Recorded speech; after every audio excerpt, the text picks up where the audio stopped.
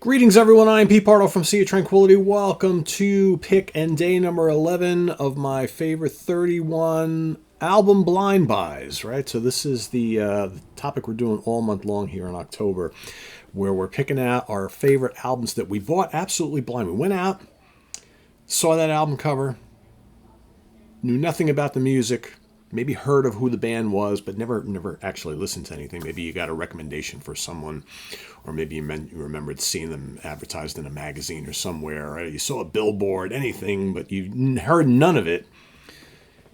You love the album cover. You said, I'm going to take a chance on this. You brought it home and boom, winner, winner, chicken dinner, right? Yes, indeed. That's what we're doing all month long. So today, for pick number 11, day number 11, whatever you want to say it is.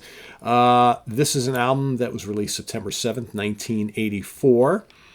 It was recorded at Easy Sound Recording in Copenhagen, Denmark, produced by Henrik Lund for Roadrunner Records. I'm talking about the second studio album from Merciful Fate, Don't Break the Oath. So the story behind this one for me, there was, some of you may remember me telling a story about Rock and Roll Heaven, right? So, of course, this was the store heavy metal record shop that was originally opened up in New Jersey by John and Marcia Zazula, of course, from Megaforce Records. They opened up this very cool underground record shop in New Jersey, and it did very, very well for them. So they decided they wanted to open one up in New York somewhere.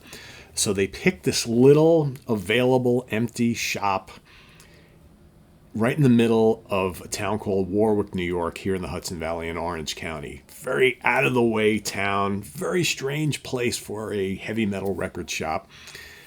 And they opened up Rock and Roll Heaven North in early 1984. So it was not too long before this time.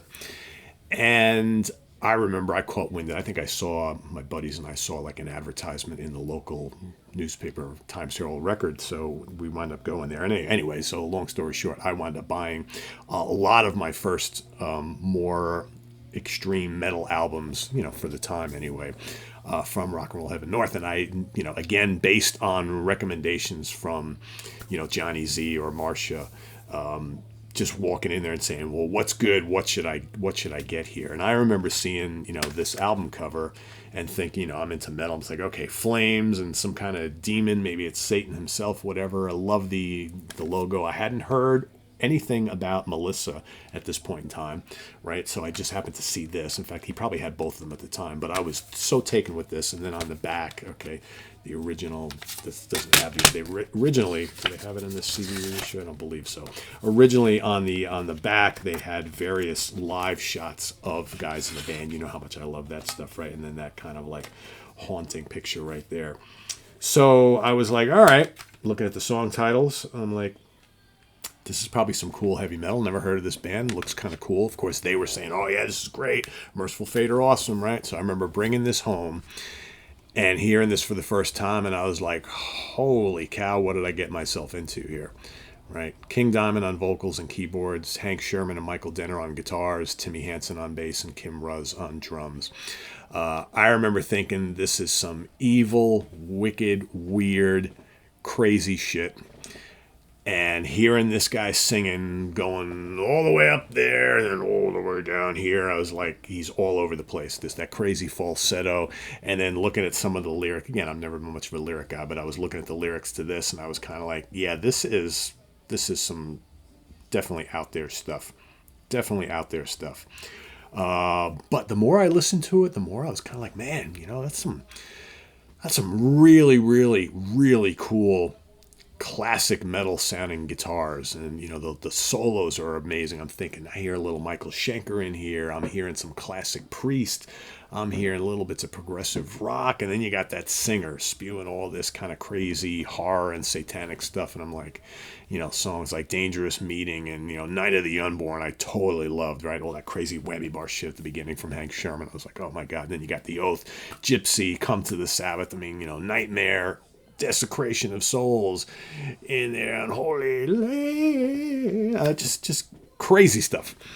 And at first I was like almost scared to listen to this.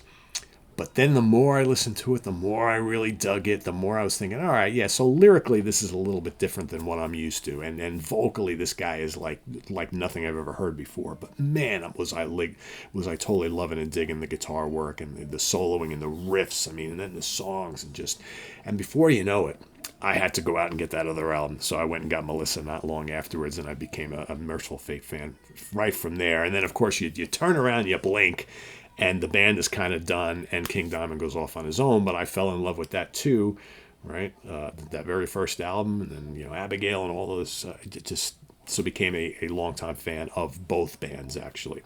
But I took the chance because again it was looking really metal, very well done drawing. I love the pictures on the back, and again my first listen or two, I was kind of like, whoa.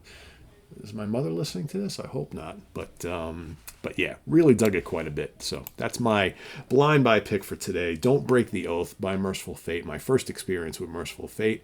It proved to be a very good one, and I've been a fan ever since. So sometimes you got to just take that chance. So let us know what you think of this album down in the comments below, as well as your blind buy pick for today.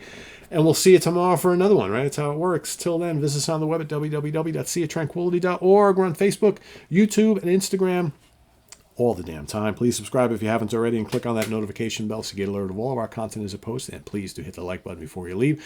Also down below we got the links to our Ko-Fi page for channel donations, our merch page, our Cameo page, and the Sea of Tranquility membership options all down there. Thanks in advance for all your support.